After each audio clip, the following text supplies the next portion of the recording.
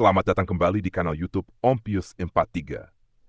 Kali ini kita akan membahas buku George S. Clason berjudul The Richest Man in Babylon yang terbit pada tahun 1926.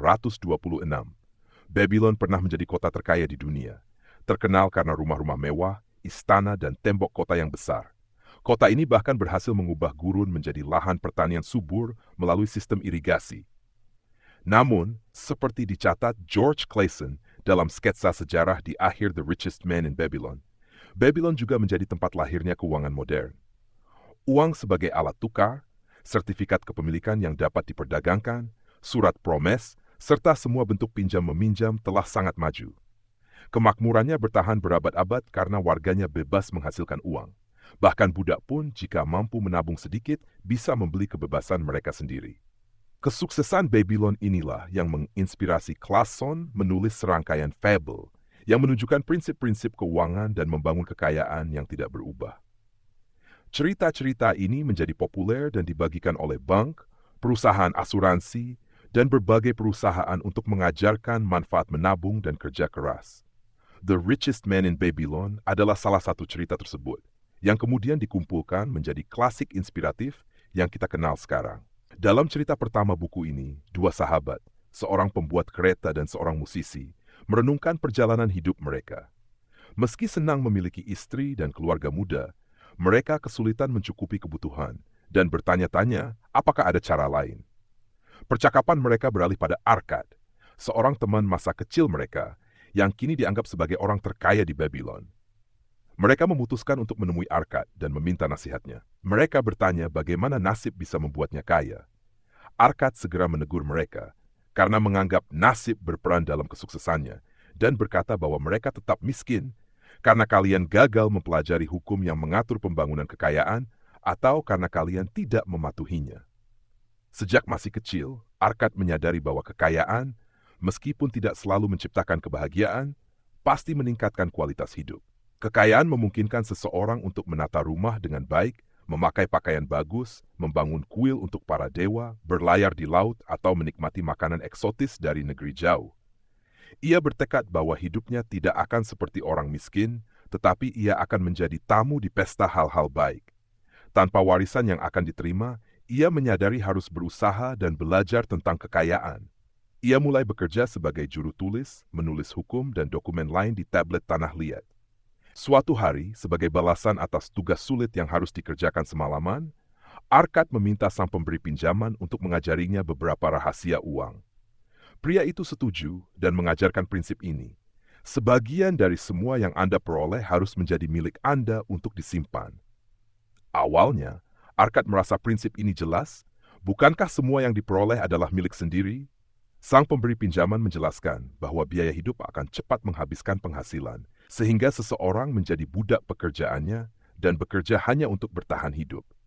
Namun, dengan menyisihkan setidaknya 10% dari penghasilan dan menandainya sebagai bukan untuk dibelanjakan, jumlah itu akan berkembang dan mulai menghasilkan uang bagi Anda tanpa harus bekerja. Tidak masalah berapa jumlah awalnya, selama Anda mengikuti aturan membayar diri sendiri terlebih dahulu. Lama-kelamaan, Anda bahkan tidak akan menyadari absennya sebagian kecil itu. Setelah beberapa rintangan, tabungan Arkad tumbuh menjadi jumlah yang memuaskan.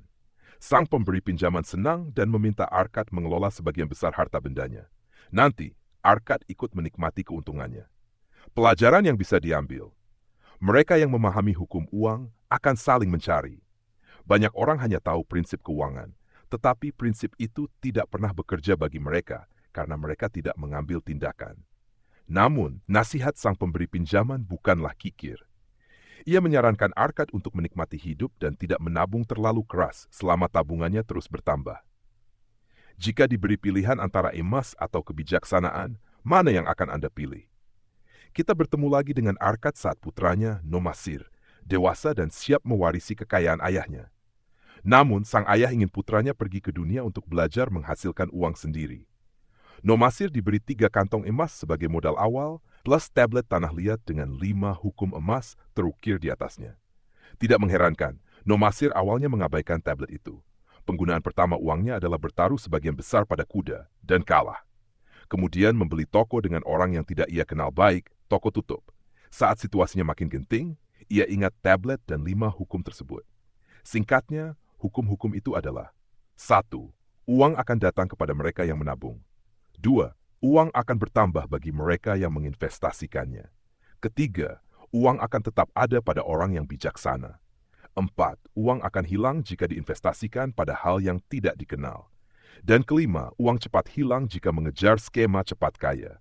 Menyadari telah melanggar hukum ini, Nomasir mempelajarinya dengan baik. Ia kemudian mulai menghasilkan uang dan menginvestasikannya dengan bijak. 10 tahun kemudian, ia kembali kepada ayahnya yang telah menyiapkan pesta. Ia meletakkan 3 kantong emas di meja. 1 untuk mengembalikan uang awal yang diberikan ayahnya, dan 2 lagi katanya untuk kebijaksanaan dari tablet. Ia berkata, tanpa kebijaksanaan emas cepat hilang bagi mereka yang memilikinya, tetapi dengan kebijaksanaan, emas dapat diamankan bagi mereka yang belum memilikinya. Seseorang yang tidak mengetahui hukum ini mungkin mendapatkan keuntungan sesaat, tetapi kemungkinan besar akan segera kehilangan uangnya. 5 hukum ini tidak hanya membantu membangun kekayaan, tetapi juga melindungi kehilangan dari apa yang telah dibangun. Salah satu pesan penting buku ini, terutama di era utang tinggi, adalah selain membayar diri sendiri terlebih dahulu, pada saat yang sama, hutang harus dilunasi. Misalnya 10% untuk diri sendiri, 20% untuk pelunasan hutang, dan sisanya untuk kebutuhan hidup. Banyak orang ragu menabung karena terbayang beban hutang, tetapi begitu melihat tabungan tumbuh, itu akan memotivasi untuk menambahnya. Jangan sentuh sepertiga yang menambah kantong. Dalam twist yang menarik, buku ini mengikuti penemuan 5 tablet tanah liat oleh seorang arkeolog di Mesopotamia atau daerah Babylon. Tablet itu diterjemahkan oleh seorang profesor dan istrinya yang kemudian menerapkan hukum-hukum 2000 tahun itu dalam kehidupan mereka, sehingga situasi keuangan mereka berubah drastis. Profesor menulis, siapa sangka ada perbedaan hasil yang begitu besar antara mengikuti rencana keuangan dan sekadar mengalir begitu saja. Meskipun tampak jelas, orang terkaya di Babylon menjadi kaya karena hidup sesuai kemampuan. Pada akhirnya, siapapun yang dapat hidup dengan 80-90% penghasilan dapat menjadi kaya. Seperti kebanyakan fiksi dengan tujuan mengajar, prosa dalam The Richest Man in Babylon tidak akan memenangkan penghargaan sastra. Namun, cerita-cerita kecil ini telah menginspirasi banyak pembaca untuk mengelola kekayaan secara bertanggung jawab, termasuk Robert Kiyosaki. Obat untuk kantong tipis termasuk tidak berjudi dan memiliki rumah sendiri, karena mengurangi biaya hidup dan meningkatkan kenyamanan hidup. Yang terpenting, buku ini mengajarkan mengapa Anda harus menjadi seseorang yang mendapatkan dividen dari investasi, bukan sekadar bekerja untuk uang. Biarkan uang menjadi budak Anda, bukan sebaliknya. Bahkan jika Anda sudah tua, tidak terlambat untuk beralih. Jika Anda berusaha memperbaiki diri, hasilnya akan terlihat. The Richest Man in Babylon termasuk karya sastra tentang suksesan yang membahas menabung, berinvestasi, dan kelayakan finansial, di mana menetapkan tujuan, etos kerja yang kuat, dan sikap optimis sangat penting. Namun, bagaimana menyelaraskan ide ini dengan penulis kemakmuran spiritual seperti Catherine Ponder dan Wallace Wattles?